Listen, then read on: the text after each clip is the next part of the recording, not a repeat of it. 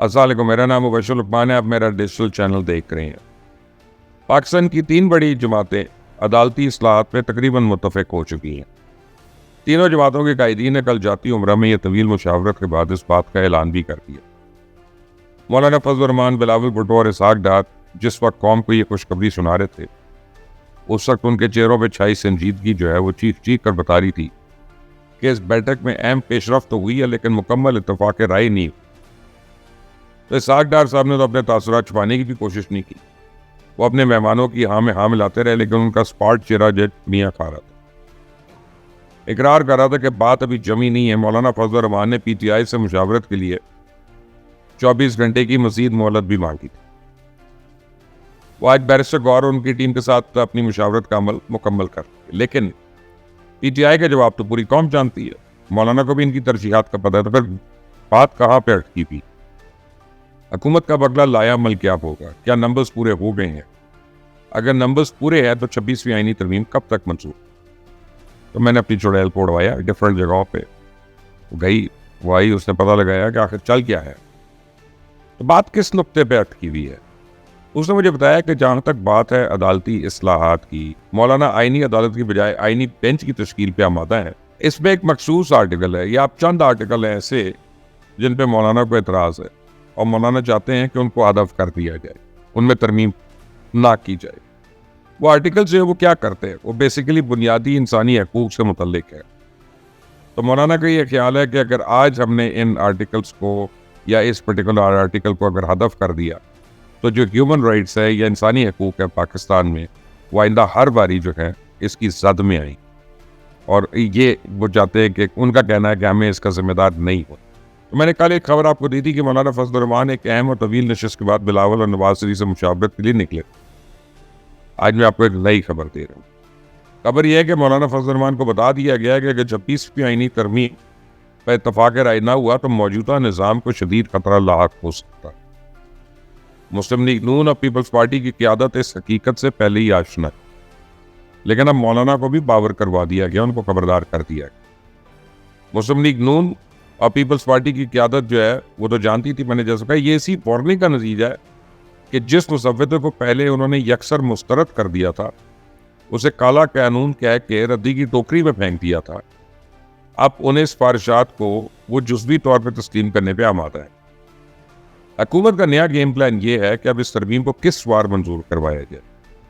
Parliament का इजलास हफ्ते और इतवार को भी जारी रहेगा। तो ये बात तय कर ली गई है कि अदालती इस्लाहात से मुतल्लिक तरामीम की मंजूरी अब अगले हफ्ते तक मुलतवी नहीं होगी, बल्कि इतवार तक हर सूरत दोनों ऐवानों से इसकी मंजूरी ले ली जाएगी।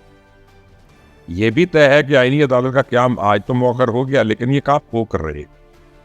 मुजवजा तरमीम के लिए हुकूमत के पास नंबर्स पूरे हैं। PTI जिसने अपने तमाम MNA और सेनेटर्स को KPK में छुपा रखा था, वो इनको अगवा का बयानिया बना रही।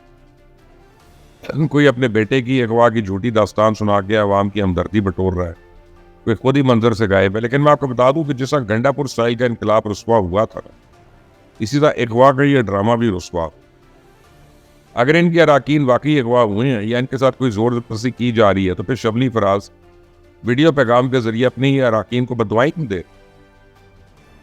जिनका समीर जागा है, क्यों उन्हें अल्लाह के अजाब से डरा रही? ये सब जानते हैं कि इनके कई MNAs और सेनेटर्स इनको छोड़ चुकी हैं। अब वो मजीद इनके साथ चलने को तैयार नहीं है। उनकी इंतशार फैलाने वाली पॉलिसियों से तंग आ चुके हैं, इसलिए तरमीम क्या कर इन सबसे जान छुड़ाना चाह रहे हैं अपनी इस हजीमत को मिटाने के लिए, शर्मिंदगी को छुपाने के लिए। ये इंतशारी टोला अब अपने अराकीन के अगवा की बेबुनियाद इल्जामात भी आए थे। तो डेढ़ होशियारी तो बैरिस्टर गौर ने दिखाई है ना। उनका दावा यह है कि मुस्लिम लीग नून के साथ MNAs हमारे साथ आ चुके, वो भी हमारे साथ इस तरमीम की मुखालफत में वोट डालेंगे।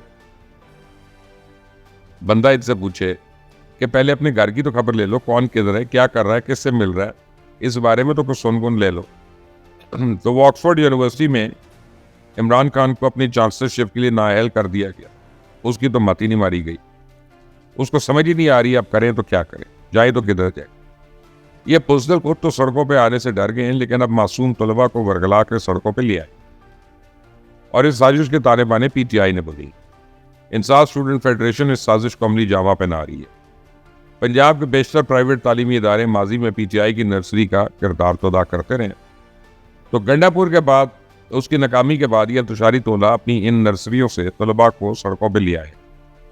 कल लाहौर में हंगामा बरपा हुआ, आज रावलपिंडी और इस्लामाबाद में तोड़ फोड़ कराई गई। मकसद एक ही है, खून खराबा।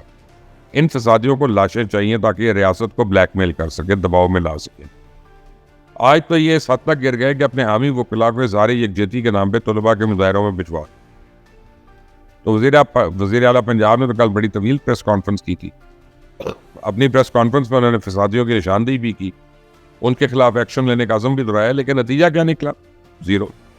रावलपिंडी में मुजाहरा करके इंसाफ स्टूडेंट फेडरेशन ने एक माहौल बना। अब कल सारा दिन तहरीक इंसाफ ने एहतजाज का ऐलान कर, जब ये मिलकर सड़कों पर उधम मचाएंगे तो किसी को अंदाजा है इस बात का फिर क्या होगा और क्या हो सकता है।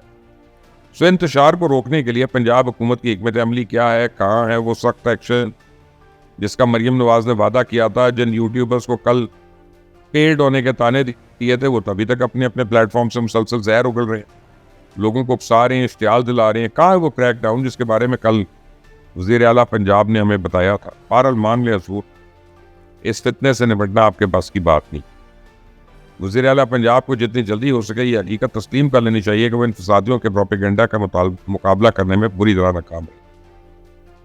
पंजाब हुकूमत को आखिर कब समझ आएगी कि ये मीडिया वॉर है और इसका मुकाबला मीडिया के जरिए ही हो सकता है? आपके वज़रा क्यों ये भूल जाते हैं कि इस दौर में सहाफ़ियों को नौकरियों से निकलवाने की धमकियाँ कारगर साबित नहीं होती हैं? मैं आपको कैसे बताऊं कि उस्मा बुखारी की यह धमकी अगर मजाक में भी दी गई थी तो ये बड़ा ही भोंडा मजाक। खुदारा इस मुल्क के अवाम पर रहम करें, कोई नतीजा केस इकदाम करें इससे पहले कि देर हो जाए। आपकी जिम्मेदारी तो सिर्फ पंजाब की हद तक महदूद है, लेकिन अब मैं आपको बताऊं ये फसादी टोला सात समुंदर पार भी अपनी साजिशों से बाज नहीं आ रहा। अब उन्होंने अमेरिका में मुसल्लह अफवाज के खिलाफ एक नई गिरौनी मुहिम शुरू कर दी है।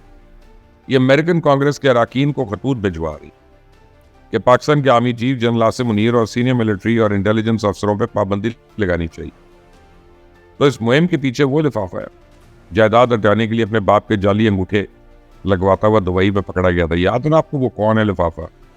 बल्कि अगर आपको याद नहीं आ रहा तो बड़े पुरअसरार तरीके में उसकी वालदा जो थी वो शहीद हो गई, मारी गई इस्लामाबाद के अंदर, घर के अंदर। वो साथ वाले कमरे में सो रहा था। पुलिस को उसने बयान दिया था कि मुझे नहीं पता किसने किया, लेकिन एक सरप्राइजिंग तरीके में वो उनकी मोहतरमा की जायदाद जो थी वो थोड़े दिन बाद उस बंदे के नाम हो। वैसे तो अपने आप को बड़ा नामी गिरामी सहाफ़ी कहता है, लेकिन उसके करतूत भी ऐसे ही। बहरहाल चैनल को सब्सक्राइब करिएगा क्योंकि कल आपको मैं एक बड़ी खबर दूंगा, ये आज लेट नाइट, और वो खबर बेसिकली है कि इमरान खान की ऑक्सफोर्ड यूनिवर्सिटी में जो इलेक्शंस है उसमें क्यों डिस्क्वालीफाई हुआ और जुल्फी बुखारी का उसमें क्या रोल है और क्या जुल्फी बुखारी ने इमरान खान को धोखा दिया। ये सब कुछ आपको मिलेगा अगर आप इसको सब्सक्राइब करेंगे, बेल आइकॉन को प्रेस करेंगे। अगली दफ़ा तक के लिए इजाज़त दीजिए। अल्लाह हाफ़िज़।